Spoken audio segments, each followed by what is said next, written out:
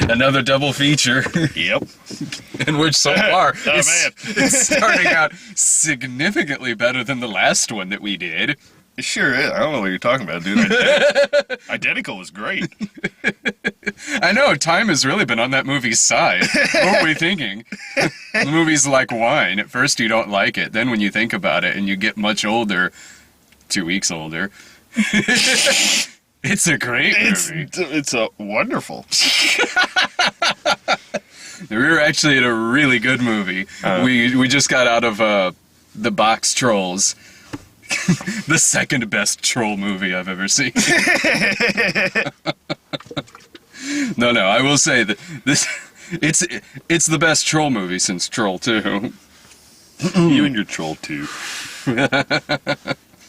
No, this movie was fantastic. I was really, really looking forward to seeing this because I loved the fuck out of Paranorman, and I thought this movie looked really damn good. I was excited for this movie. This was a movie that was something really rotten would have had to have happened for me to not enjoy myself at this movie. And this movie was adorable. This movie was cute as fuck. It sure was.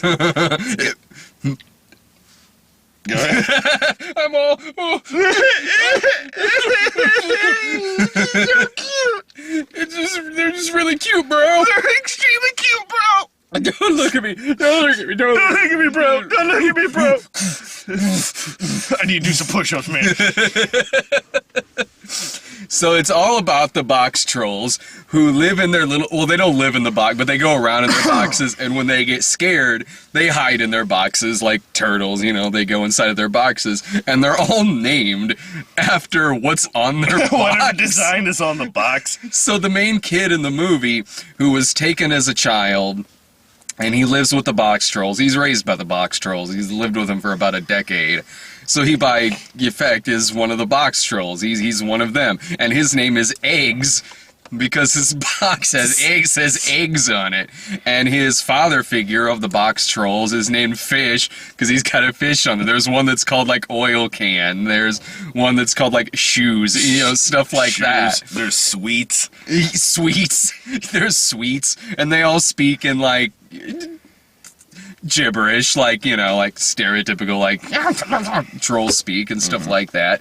And come nightfall, they all rise out of the sewer to basically just collect things, like clocks, oil cans, glasses, stuff like that, gears, gadgets, that they can take in their lair, and they just kind of build shit. They build contraptions, and then they also go around town, like, fixing squeaky doors, and shit like that, and it all takes place in the town of Cheese Ridge. I was not expecting that. Like, all the trailers I saw for it did not mention that this town was so cheese-centric. And also very pun-centric. Oh my gosh, so many cheese puns in this thing. They all totally worked for me, though.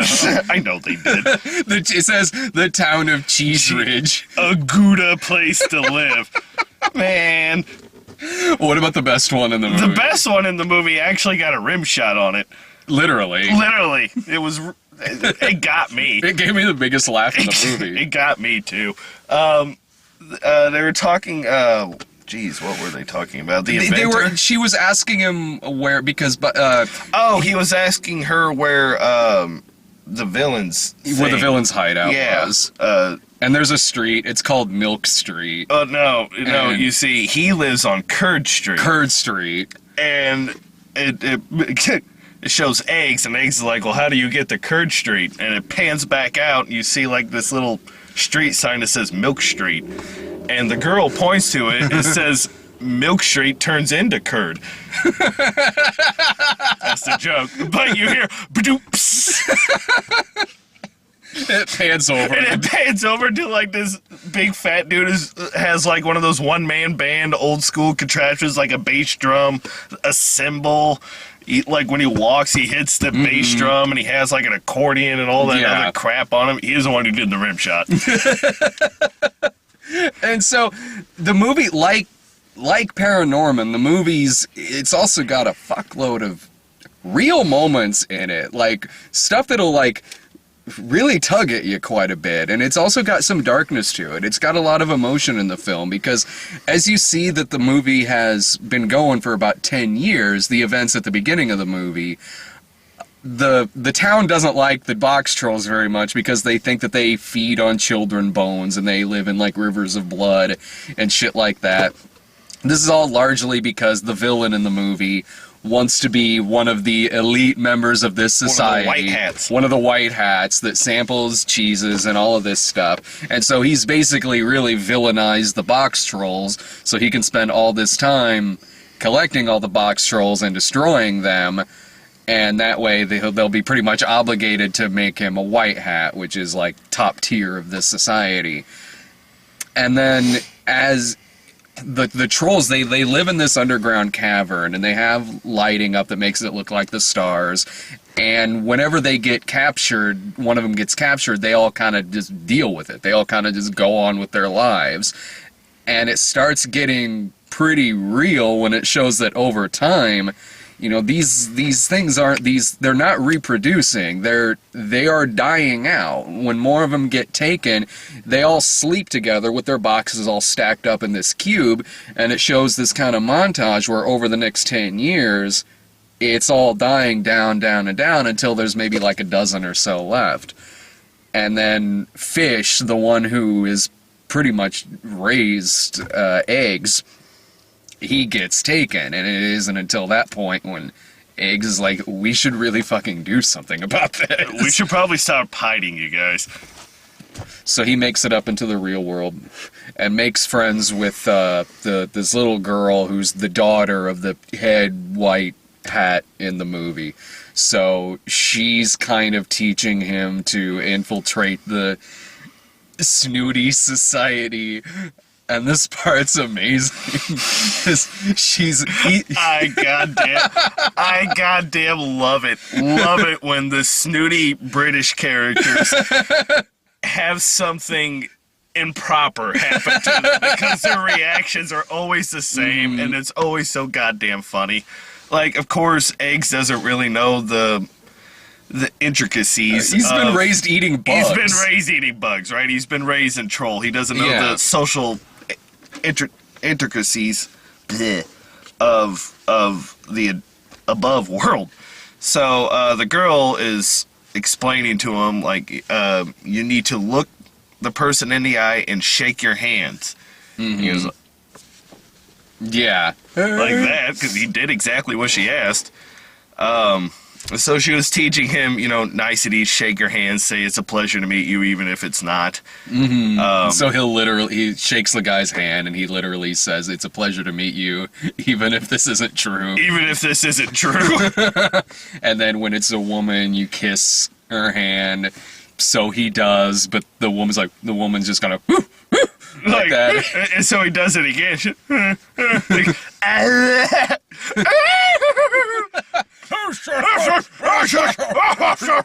Never. There's a lot of that in this sequence. A lot of that in the sequence. And when their giant cheese roll that they've collected, which is called the Behemoth. Man, I didn't catch that. I didn't think you caught it. I didn't think you caught it because I didn't hear a reaction from you next to me. I didn't catch it. It honestly took me a second, too. I was like, oh, okay. So it was like, I laughed, but it was like a couple seconds after they said it. When that thing gets destroyed and the villain in the movie, I'll get to this in a second, but that thing gets destroyed and there's some improper things that happen here, and there's a lot of fainting that goes on, like, it gets right out of a Monty Python sketch. There's a couple of seemingly Monty Python references in this movie, and I like that the trolls, of course, they're dirty. They go around in garbage cans and stuff like that. They eat bugs and all this stuff. But the movie does a really good job of making the villains in the movie, which are human, but they're a million times grosser than the Boxtrolls. Yeah. Like mangly teeth. They look like how, like, if you'd see Tim Curry play a serial killer and something, like, they're wiry hair, and one of them, the main villain, he's obsessed with, like, sampling all the cheeses, even though he's terribly allergic to it. yeah, where he just ends up turning into a monster. A monster, basically. like, everything starts swelling, like, half of his face is swelling up, his hands are coming grotesque, he turns into a monster, basically. They take care of that by throwing a bunch of leeches on his face. The movie's got some really wickedness to it, man. Like, it doesn't, like Paranorman, like, I mean, it really doesn't pull any punches in that regard. When you find out that, what happened was that the Boxtrolls didn't kidnap the kid. The kid was basically given to him because the kid's dad knew the truth about the Boxtrolls, and for a while it looks like the dad was just straight up murdered. Was just bopped in the back of the head with a wrench, and for a while they thought he was killed, but it turns out he's actually hanging upside down for a decade. Like, think about that for a second. Yeah. Like, all right, because Fish ends up telling Eggs the story, and it involves the main villain, who is a drag queen, by the way, which is really weird. I didn't understand that at all, but all right, fuck it, it works, whatever. I just don't get his motivation. But the main bad guy, the red hat dude, he was arguing with Eggs' dad. And then as Fish tells the story from Fish's point of view, you know, there's he gets hit in the head with a wrench. Yeah. And, like, you see the scene, and it looks like, all right, he's dead. And, but beforehand, like, he tossed, you know, Eggs into the box, which had eggs on it. He's like, you know, take care of my baby. Okay, so we actually meet his father later. Turns out he wasn't killed. He was just hung upside down in a cage For a decade. 10 years. And so he's For a decade. So he's insane. batshit crazy. Jelly! Jelly! Jelly! When I'm good, they give me jelly. So this poor fucking guy, fucking Christ. And then there's other sequences too, like where at the end, where the villain he's gonna straight up incinerate the kid. The Boxtrolls have built this contraption that has like its own oven inside of it, in which the action sequence at the end is that they've got the kid dressed up like a troll, the villains do, and they're gonna lower him into this thing of fire and burn him alive. I mean, the movie really has some evil in it. It does. Like Paranorman, there's a lot of real shit that happens here. But I do get, like, with him dressing up like drag and stuff like that, in the sense that everyone seems to think he's sexy when he does this, and to the point where they don't even realize it's a guy, let alone Why him. is that always in British comedies? So, like, Always in there. but he kind of uses that as a propaganda tool to talk about how evil all these trolls are, just from him dressing up like that and mimicking, like, the trolls eating bones and, like, killing kids and all this stuff. But it's got some good jokes there, like when they find out that the woman and the villain are the same guy or the same character, it cuts to the girl's snooty father, who says, "Oh my God, I regret so many things." Like, did they fuck? Did they fuck? What actually happened there, buddy? It does have some Monty Python allusions in it. Like, for instance, when the villain straight up dies at the end of this movie, and it's a lot like the sketch from Meaning of Life, where the chocolate Just one yeah. tiny wafer. I was sitting there like, oh my God, I know where this is going. I knew exactly where this is going. And if it was anybody else making this movie, I wouldn't be sitting there like, oh yeah, the guy is clearly going to explode in this children's movie. But since it's got this got a lot of team Monty behind Python. it, and a lot of this humor to it, I was like, oh, I so want it to go here. And that's Please exactly let what it go here. happened. That's what happens. He is swollen up like fucking crazy because he can't eat cheese, and then there's the most expensive kind of cheese, like, I don't know, oh yes, just one more piece of cheese, and then he eats it, and then he explodes. and then he's dead. he's exploded. He is fucking exploded. There are parts of this man all over this room. This guy ain't coming back. No. It cuts to it. I mean, it's not as graphic as like that Monty Python sketch. Like you see it for a couple seconds, him exploding, and then it's actually a pretty funny shot. It cuts to an exterior shot of the town, which is all basically built on this giant, really pretty steep hill. And then you see like this cheese explosion in the distance, and just some cows in the pasture looking up at this and then going back to eating their grass.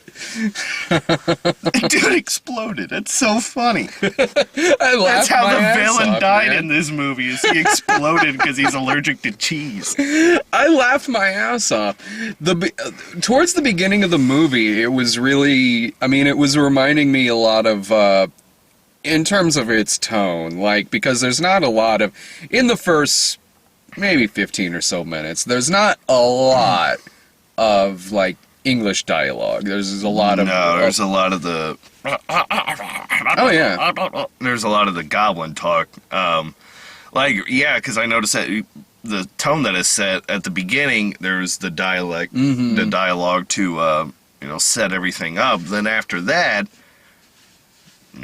there's no dialogue. It's just a lot of the goblin stuff. And which was great. Which I like that. It was really cool to set up that world. Yeah, you got to see the evolution between eggs and fish's relationship as eggs got older. Oh, you totally know everything about this world in the span of like the 5 minutes that they spent or 5 to 10 minutes that they focused on that. You totally get everything about this world, how they live, how they communicate with each other. Because yeah, it's not in English, but it's not confusing. Not at all. It's really well written. It's not confusing at all, and the tone of it, not so much like necessarily like the goblin speak and stuff like that, but certainly the tone of it. Like when they're sitting there listening to their record, it reminded me a lot of the very, very earlier cartoons, some by Disney and stuff like that. Like the shorts back when like the Disney shorts and other shorts from Warner Brothers and whoever else would have like genres. Okay, like yeah. some of them would be horror films. I know what you're talking about. Yeah. Like, I mean, it certainly doesn't get that dark, but it's certainly that vibe of that era of cartoons where some would be dramatic, some would be horror films. Like Mickey Mouse in The Mad Doctor is one of the creepiest fucking horror movies you'll see from the 1930s. It sure is. That's a good one. That's a really holy good one. Shit. Woo! I bust that out every Halloween, man. That one's terrifying. So, I mean, it was throwing that vibe out to me a little bit. Not to the near dark extent that a cartoon that did, but... Not like the actual 1930s creepy-ass cartoons. It just gave that... You're right. I mean, it really had that strong vibe. I mean, that's what I kind of gathered from the entirety of the movie. Yeah. So you could really see the influences of it. A lot of different things. A lot of different genres, a lot of different things. The humor in it was very Monty Python, slapsticky British style of humor. And then the early tone with the no dialogue and just the barbershop quartet that was singing. Very old style of the era even that it was set in. Which looks, I mean, I would put maybe 20s, 30s? Like steampunk 2030s. Yeah. Is kind of what that was. It really just... the atmosphere of the movie had a lot of elements from what cartoons and animation was actually like in the 30s with, the music, the no dialogue, let the action on the screen tell you the story. And then it evolved after that to, what we're used to now. But Oh, the animation. The animation. The claymation they do here. Holy. Really good. Fucking Really, Christ. really good. Like details about like, pores on people's skins, the gnarliness of the teeth, the bugs, the cheese, this whole livable community that's on just the steepest freaking mountain that you It's like the mountain's like this, too. It's like at a weird-ass angle like that. I love that it's all built on this giant like little mountain like that when there's a pasture There's like, just right this there. big-ass pasture on the other side. Like, no, we're building this entire town on top of this mountain. Well, the cows have already taken space on the pasture. Yeah, dude, they make our cheese. Yeah. They need the room. I really hope this does well. It was disconcerting in the fact that we were 2 of only 4 people there. Yeah. But we were also at the 3D screening, and I remember when we saw Lego, we were like the only 2 people there, and it was a pre-screening, and that obviously was a hit. Yeah, that did pretty good. I really hope this movie does well. I think it will. I really do, because a lot of people like that style of humor, whether it be Boxtrolls, Paranorman, Harold and Wallace. Is that the one I'm thinking of? Harold and Kumar? No. No. Wallace and Gromit. Wallace and Gromit. That's what I was thinking of. People like we still like Coraline. that. Coraline. Oh, you didn't like Coraline? No. That was also, I think it's from the same. It is. Same group. Between the 3, I liked Paranorman and Boxtrolls better. Oh yeah. I did not dig Coraline. It wasn't bad. I just I didn't see what the big appeal was. I thought it was fine. I mean, it was for me anyway. It was certainly helped by the amazing 3D that it had. The 3D in that Holy was shit. really good. Actually, the 3D in this is really good too, especially when they're going their boxes shooting through the tunnels and shit like that. The little animation ending credits that they did was cool. The fire, all the bugs popping around. They're throwing bugs at each other throughout the movie. It was cool. It was cool to see in 3D, and it's a movie that. I mean, we typically say this anytime we go see a kids movie that's really good like this. It's a movie that does not condescend to children. It really gives them a lot of stuff that they want without being a stupid movie. Like, it gives them, like, little monsters, trolls, drama, human elements, like real father-son, father-daughter relationships, stuff like that. And humor that, even when it's, like, gross-out humor in this, it's not exploitive. It's not, I wouldn't say it's sophomoric. It's a movie about trolls. Of course it's going to have some kind of nasty stuff in it, but it doesn't feel like it's... It doesn't feel forced. No, it doesn't feel like a college movie or something like that, or a movie like that. I mean, don't get me wrong, some of those can be good for a laugh, but no, this isn't like that at all. I mean, your kid's gonna be really, really entertained by like the goofiness. They're gonna be entertained by the goofiness of it. The trolls are adorable. Yeah, every they are. single one of them, especially Oil Can, which is like I think a tiny baby troll. Oil Can is by far the most adorable of all the trolls, but they're all really cute. They have a lot of personality. They're fun. That's probably the first thing that the kids are going to identify with are the Boxtrolls. Well, yeah, which is definitely fine, which is great. So the kids are going to love the Boxtrolls, and then there's humor in this that are just going to go way above a kid's head and pander to the adults. And there's a lot of that. There's a lot of humor that can hit an adult more than a child, but it's not going to confuse. It's the not kid. going to. It's not going to confuse the kid, and it's at a level to where both parties can equally enjoy it. The adult can be happy that the kid watched a movie, and the adult can actually be happy that the kid's movie that they took him to was actually good. Yeah, and also it's a solid 90 minutes. You know, it is. It doesn't feel too long. It doesn't feel too short. It's the perfect length. It's the perfect sit, especially if you're going to go see it with a bunch of kids. If you have more than one kid, say you have like 3 or something like that, it doesn't, it's not like I just said, it doesn't feel like it's anything is forced, that anything doesn't need to be there, that it's too long, blah blah blah, whatever. It's exactly the length it needs to be. It's exactly the length it needs to be for this kind of for this kind of movie, for, you know, just a really fun and smart movie too. I mean, it makes the most of its time. Hell, like, you know, we got out and we got like over an hour before we got to go see the next movie. I know. Which is not a children's movie. No. It's also a lot longer. It is. Yeah, it's like 2 hours. Damn. That's why I'm waiting to get popcorn before the other movie, so I want to eat my popcorn during the longer movie. I got my cheese sticks on this one because I was hungry, but I'm getting my Nah. traditional. I already got my soda. I got my orange Fanta Zero. What? I can't have these Fanta calories going straight to my hips. Yeah, no. We wouldn't want that. You beanpole fuck. Swear to God, dude, at your skinniest, you looked like a human bobblehead. I'm not gonna lie. Thank you. That's not a compliment, man. What? It was the weirdest thing. Like, because you lost all that weight, which I was Yeah. very proud of. But, like, the shape of your head didn't follow the rest of your body. So it was like, every time I saw you, it's like, man, I feel like if I push Brad a little bit in the back of the head, like, the front of his head's going to fall on the ground. The rest of his body's just going to be stuck. It's because of my big brains. Yeah, that's what it is. You're right. It's the size of your brains. That's what Mommy told me.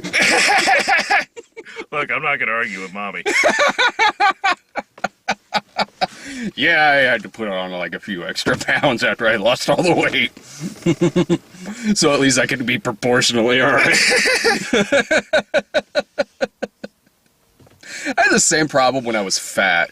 When I was fat, not so much my head, but like when I was fat, I never had any muscle on me. Because I don't work out very much.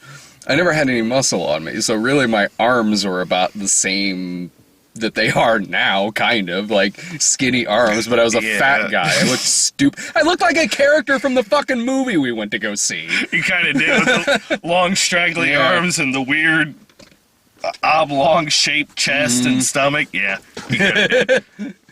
It's because my arms were way too tired from doing so many pull-ups. What was it? They were in shock. The muscle mass couldn't form because I was doing too much work. That is not even remotely how that works, Brad.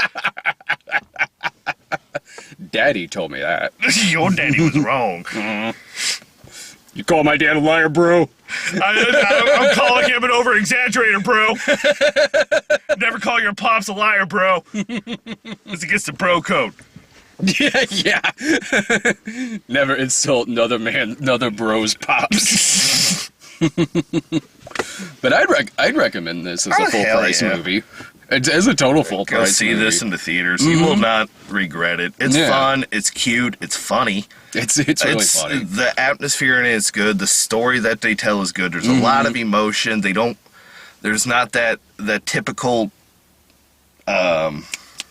I lost the word, but there's not the typical terrible sidekick. The comic relief, no, like not at Turbo all. Slugs. Or, no. It wasn't Yo, you're Turbo. thinking of Epic. I was thinking of Epic. Yeah, the Epic Slugs. And not like that. Not where the slapsticky shit will just completely jar you away or won't allow an emotion to be felt. Especially considering how one of the supporting characters in this was voiced by Tracy Morgan.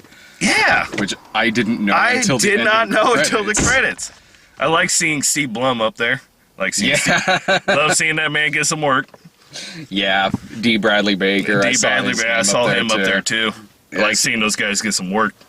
And the main kid, I guess, it had an introducing credit in front of him, but the kid who was the main kid in the movie, he was good. He was good. The first time voiceover work, acting, stuff like that, he was really damn good. I was expecting it to be, I mean, I didn't recognize the voice, but I was probably expecting it to be somebody. I mean, I didn't know the girl was Elle Fanning until the ending credits, but I think it said Ben Kingsley was the villain. Yeah. I recognized Jared Harris as the dad, and the guy from the IT crowd, I recognized his voice. Richard can remember his last name. Don't look at me, dude. You know how bad I am with names. I'm terrible with names. Oh, I mainly remember because Jillian watched the IT Crowd a lot. I didn't watch the IT Crowd. Well, I saw him in The Watch with fuck was in The Watch? The Ben Stiller, Jonah Hill, Vince Vaughn. Oh, with their neighborhood. Oh, watch. that neighborhood watch thing with the aliens. Man, that looks stupid. It was bad. It looked really bad. It was really bad. The movie was mostly made up of them just kind of improvising to each other, which a lot of their movies are, but this one they weren't really on the top of their game. But still, this was one of those situations though where kind of like Rock of Ages versus That's My Boy. I think this was one of those situations where I was like, this movie is really bad, but what am I gonna say? Right now, Brian and Dave are watching Medea's Witness Protection.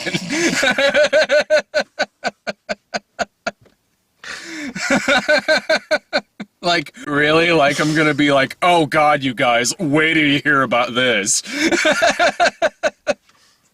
I mean, yeah, you get a point. 'Cause I do remember the night on That's My Boy. If you would have said anything like that, I would have killed everybody in that parking lot. Dude, you are not gonna believe what we just watched. Oh, Let me tell you. You poor fucking baby. Oh, I know, dude. Like, I feel like choking you now. Instead, what I get is, our movie was awesome. After Smurfs. After fucking Smurfs. That's what I get. That's the amount of respect I'm shown. Oh, come on, dude. That was years ago. I hold grudges. I hold grudges like a motherfucker. Well, we'll be back. What's the point of me saying, we'll be back in 2 hours? We'll be back in 2 hours. You won't fucking know it. Someone's watching this like, fuck, I gotta wait. Fuck, I gotta wait for 2 hours. Or scroll down a little bit and just hit play on the second video. There it is, right there. It is.